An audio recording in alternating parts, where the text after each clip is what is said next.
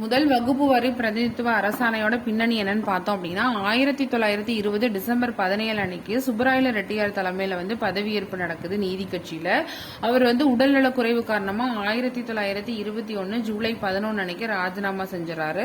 அவரை தொடர்ந்து பனகல் அரசர் முதலமைச்சரா பதவியேற்கிறாரு. இதுக்கப்புறம் நீதி கட்சியோட முக்கிய திட்டங்கள் செயல்படுத்தும் பணி ஸ்டார்ட் ஆகுது. இந்த சமயத்துல தான் மெட்ராஸ் மாகாண சட்டப்பேரவையில பிராமணர் அல்லாத யார் என்பது குறித்து விவாதம் நடத்துறாங்க.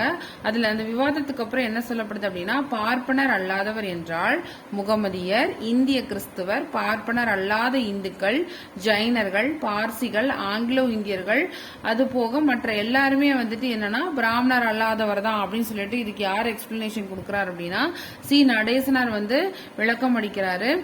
இந்த விளக்கம் தான் வகுப்பு வாரி பிரதிநிதித்துவ அரசாணை வெளிவரதுக்கு ஒரு அடிப்படையா அமைஞ்சிருக்கு. ஏன்னா இங்க பார்ப்பனர் அல்லாதவர்கள் அப்படின்னா இந்துக்கள் அல்லாத மற்றவர்கள் அடங்குவாங்க அப்படின்னு சொல்லிட்டு உறுதிப்படுத்துது. இந்துக்கள் மட்டும் கிடையாது, இந்துக்கள் அல்லாத முகமதியர், கிறிஸ்துவர், ஆங்கிலோ இந்தியர் எல்லாருமே இதுலதான் வருவாங்க அப்படின்னு சொல்லப்படுது. இந்த பிரதிநிதித்துவ தீர்ப்பாணையோட தீர்மானம் என்ன அப்படின்னா 1921 ஆகஸ்ட் 5ஆம் தேதி சட்டப்பேரவையில யாரு பேசுறாரு அப்படின்னா தணிகாச்சல செட்டியார் பேசுறாரு.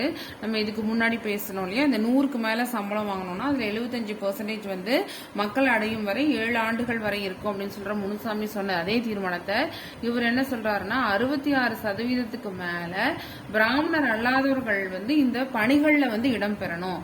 இவர் ஒரு 100 ரூபாய் சம்பளம் வருது அப்படின்னா அந்த மாதிரி பணிகள்ல 66% பிராமணர் அல்லாதவர்கள் பணியமர்த்தப்படணும்.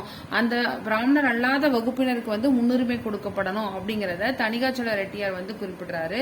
அதே மாதிரி அவங்களோட தகுதி சற்று குறைவா இருந்தாலும் அதை ஏத்துக்கிட்டு அவங்களுக்கு வேலை கொடுக்கணும் அப்படின்னு சொல்றாங்க. இது ஒரு கான்ட்ரவர்சியா போயிட்டு இருக்கு. அதாவது தணிகாச்சலம் சொன்னாரா இல்ல முனுசுவாமி சொன்னாரா அப்படிங்கறது நம்மளோட புக்ல முனுசுவாமி அப்படிங்கறத குறிப்பிடப்பட்டிருக்கு. இந்த தீர்மானத்தை வழிமுடிஞ்சவர் யார் அப்படின்னா நடேச முதலியார். நம்ம பார்த்தபடி பிரதிநிதித்துவம் இல்லைன்னா வரி கொடுக்க மாட்டோம் அப்படின்றத அவர் சொல்லியிருப்பாரு.